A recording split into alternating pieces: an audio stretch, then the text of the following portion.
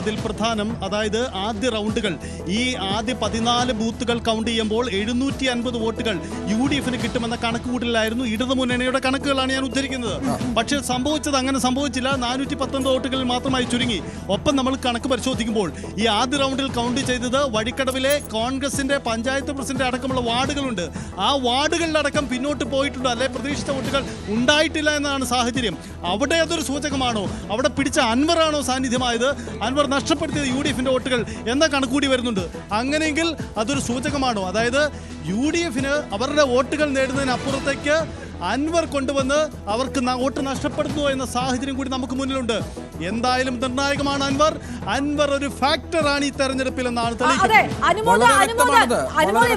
അതാണ് എനിക്കറിയേണ്ടത്. അനുമോദ് വഴിക്കടവിൽ ഈ PVR effect പ്രതീക്ഷിച്ചിരുന്നോ? ചുങ്കത്തേരടക്കം അൻവറിന് ഇഫക്റ്റ് ഉണ്ടാക്കാൻ കഴിയുന്ന പഞ്ചായത്തുകൊണ്ട് വഴിക്കടവിൽ പ്രതീക്ഷിച്ചിരുന്നോ? അൻവറിന്റെ ഈ സ്വാധീനം പ്രതീക്ഷിച്ചതാണോ നേരത്തെ? അൻവറിന്റെ ഈ സ്വാധീനം വഴിക്കടവ് പ്രതീക്ഷിച്ചു തന്നെയാണ്. കാരണം അൻവർ ഏറ്റവും അധികം പ്രചരണം നടത്തിയിട്ടുള്ള മണ്ഡലമാണ്, അവരുടെ പഞ്ചായത്താണ് വഴിക്കടവ്. വഴിക്കടവിലായിരുന്നു അൻവറിന്റെ നിശബ്ദ പ്രചരണങ്ങൾ ഏറ്റവും അധികം നടന്നിട്ടുള്ളത്. അൻവറിന്റെ പാർട്ടിക്ക് ഏറ്റവും അധികം ആഴത്തിൽ അംഗങ്ങളുള്ളതും ഇടതുപക്ഷത്തിന്റെ വോട്ടുകൾ അൻവർ സ്വാധീനിക്കാൻ സാധ്യതയുള്ള വഴിക്കടവ് തന്നെയാണ്. പക്ഷേ ആ വഴിക്കടവിൽ ഇപ്പോൾ അൻവർ നേടുന്ന വോട്ടുകൾ UDF-ന് തിരിച്ചടിയാവുന്ന സാഹചര്യമാണുള്ളത്. അൻവർ നേടുന്ന ഓരോ വോട്ടുകളും വഴിക്കടവ് LDF-നാണ് ഗുണം ചെയ്യുക. കാരണം UDF-ന് ലീഡ് ലഭിക്കേണ്ട ആ ലീഡാണ് അൻവറിന്റെ സ്വാധീനം കാരണം അത് ഇല്ലാതെയാകുന്നത്. സ്വാഭാവികമായിട്ടും അത് LDF-ന് ഗുണം ചെയ്യും. ഇനി പ്രധാനമായി ശ്രദ്ധിക്കേണ്ടത് ഇനിയുള്ള റൗണ്ടുകളിൽ LDF-ന്റെ സ്വാധീന മേഖലകളിലേക്ക് രണ്ടാം റൗണ്ടിൽ കടക്കുന്ന ഒരു ഘട്ടമാണ്. രണ്ടാം റൗണ്ട് എന്ന് വെച്ചാൽ LDF-ന് സ്വാധീനമുള്ള വാർഡുകൾ വരുന്നുണ്ട്. അവിടെയെല്ലാം അൻവർ എത്ര വോട്ട് നേടുമെന്നുള്ളതാണ് പ്രധാനപ്പെട്ട ഒരു കാര്യം.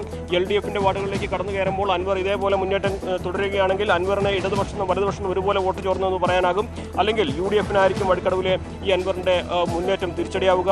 എന്നാണെങ്കിലും ആദ്യ റൗണ്ടിൽ UDF-ന് മേൽക്കൈയുള്ള വാർഡുകളാണ് ഒന്നാം റൗണ്ടിൽ എണ്ണിയിട്ടുള്ളത്. അവിടെ അൻവർ 1588 വോട്ടുകൾ നേടിയിരിക്കുന്നു. ഇനി രണ്ടാം റൗണ്ടിൽ LDF-ന് സ്വാധീനമുള്ള മേഖലകളിലേക്ക് കടക്കുമ്പോൾ അൻവർ അതേ മികവ് തുടരുമോ? അൻവർ LDF-ന്റെ വോട്ടുകൾ ചോർത്തുമോ എന്നുള്ളതാണ് അറിയേണ്ടത്. എന്നാലും അൻവർ ഇഫക്റ്റാണ്, അൻവർ ഒരു വലിയ ഫാക്ടറാണ് ഈ ഒരു തെരഞ്ഞെടുപ്പിൽ. വഴിക്കടവിൽ UDF-ന് പ്രതീക്ഷിച്ച ലീഡിൽ എത്താൻ കഴിയാത്തതിന്റെ കാരണം അൻവർ നേടുന്ന ഈ വോട്ടുകളാണെന്ന് ഈ ഘട്ടത്തിൽ നമുക്ക് നിസ്സംശയം പറയാം. വഴിക്കടവ് മൂത്തേടം നമുക്കൊരു ഇടക്കര വരെ പോകും. അത് കഴിഞ്ഞിട്ടും അൻവർ വോട്ട് പിടിച്ചാൽ UDF-നും പൊള്ളി LDF-നും പൊള്ളി.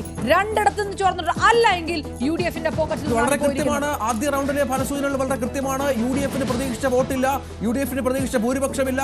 അൻവർ പിടിച്ച വോട്ടുകൾ ഷൗക്കത്തിന്റെ ലീഡ് നിലയിൽ മാറ്റമുണ്ടാവുന്നു. 637 വോട്ടുകളായി ഷൗക്കത്തിന്റെ ലീഡ് നിലയിൽ മാറ്റമുണ്ടാവുന്നു. ഇത് രണ്ടാം റൗണ്ട് പൂർത്തിയാവുമ്പോഴുള്ള കണക്കല്ല, അതിനിടയിൽ ലഭ്യമാവുന്ന കണക്കിലാണ്. ഔദ്യോഗിക കണക്കിൽ പുറത്തു വരാനിരിക്കുന്നു. രണ്ടാം റൗണ്ടിൽ ഓരോരുത്തരും സമാഹരിച്ച വോട്ടുകൾ അടക്കം വരും. ആദ്യ റൗണ്ട് വോട്ടുകൾ, പോസ്റ്റൽ സർവീസ് വോട്ടുകൾ, ആദ്യ 14 ബൂത്തുകളിലെ വോട്ടുകൾ ചേർക്കുമ്പോഴാണ് ഈ 637 എന്ന കണക്കിലേക്ക് ആര്യാട് ഷൗക്കത്ത് എത്തുന്നത്.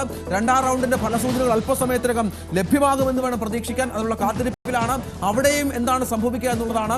അവിടെയും UDF പ്രതീക്ഷിക്കാത്ത അല്ലെങ്കിൽ പ്രതീക്ഷിക്കുന്ന ഒരു മുന്നേറ്റം ഉണ്ടായില്ലെങ്കിൽ ഇനി മുന്നോട്ടുള്ള ഷൗക്കത്തിന്റെ യാത്ര അത് വളരെ കഠിനമാകും. അൻവർ പിടിക്കുന്ന ഓരോ വോട്ടുകളും നിർണായകമാകും. കണക്കൂട്ടിലൊക്കെ തെറ്റും. UDF അൻവറിനെ ഒപ്പം കൂട്ടാതിരുന്നതിന്റെ തിക്തഫലം അനുഭവിക്കും. പല തലകളും ഉരുളും. രാഷ്ട്രീയ കേരളം ചർച്ച ചെയ്യും. അതൊരു പക്ഷേ LDF-ന്റെ വിജയത്തിലേക്കൊക്കെ നയിച്ചാൽ ഇനി എന്ത് എന്നുള്ള വളരെ പ്രധാനപ്പെട്ട കാര്യം കൂടി എല്ലാത്തിന്റെയും മുന്നിൽ പ്രതിഫലിക്കുകയും ചെയ്യും. അങ്ങനെ അൻവർ എഫക്റ്റ് ഇതാ ഇപ്പോൾ നിലമ്പൂരിൽ കണ്ടു തുടങ്ങിയിരിക്കുന്നു എന്നുള്ളതാണ് ഏറ്റവും പ്രധാനപ്പെട്ട കാര്യം. 1588 വോട്ടുകൾ തുടക്കത്തിൽ നേടുന്നു. ഇപ്പോൾ 2016 വരെ വോട്ടുകൾ അൻവർ നേടി എന്നുള്ള ചില അനൗദ്യോഗിക കണക്കുകളുണ്ട്. 5066 വോട്ടുകൾ ആര്യാട് ഷൗക്കത്ത്, 4536 സ്വരാജ്, 522 വോട്ട് മാത്രം BJP സ്ഥാനാർത്ഥി.